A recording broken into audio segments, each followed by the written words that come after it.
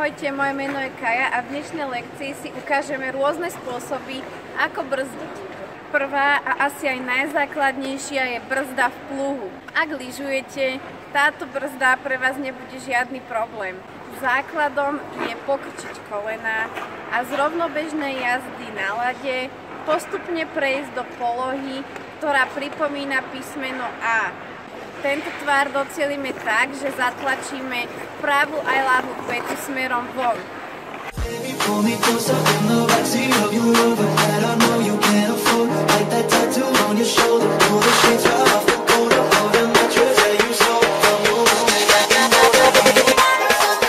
Takýmto spôsobom môžeme brzdiť aj na jednu nohu. Ja odporúčam vybrať si nohu, ktorú máte silnejšiu a cítite sa na nej viac stabilnejšie. A dôvod to má taký, že pri brzde jednou nohou väčšinu svojej váhy presúvame na prednú nohu, čiže na tú, ktorá brzdí.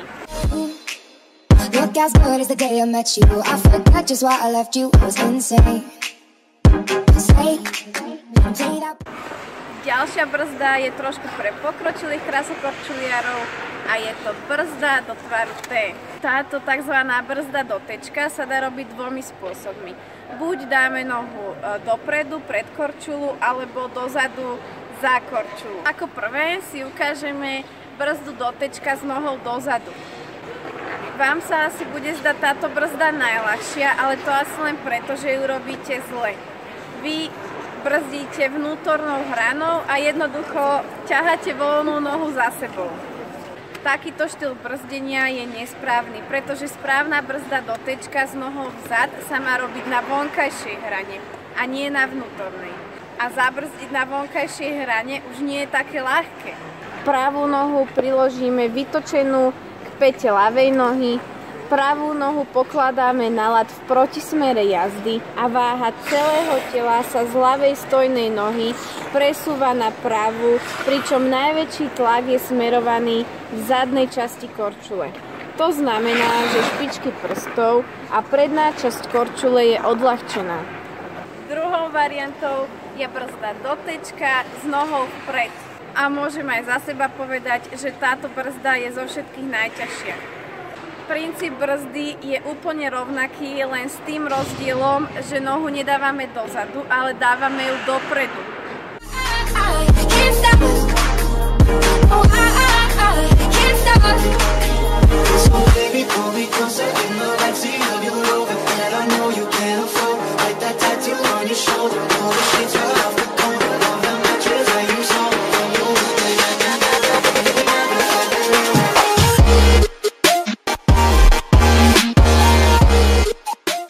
A posledným typom brzdy je brzda, ktorú využívajú najmä hokejisti.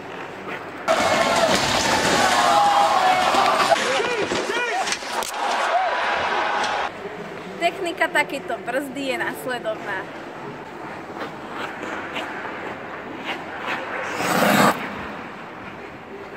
Nohy dáme spolu, ideme do podrepu a potom natočíme plecia, boky a nohy o 90 stupňov, čiže celé telo je vytočené bokom, pričom hlava stále smeruje dopredu. Tá noha, ktorá je vpredu, je na vnútornej hrane a tá, ktorá je vzadu, je na vonkajšej hrane. Ja vám veľmi pekne ďakujem, že ste si toto video pozreli až do konca. Ak sa vám video páčilo, dajte like alebo koment. Ja sa na vás teším opäť na budúce pri ďalšom videu. Ahojte!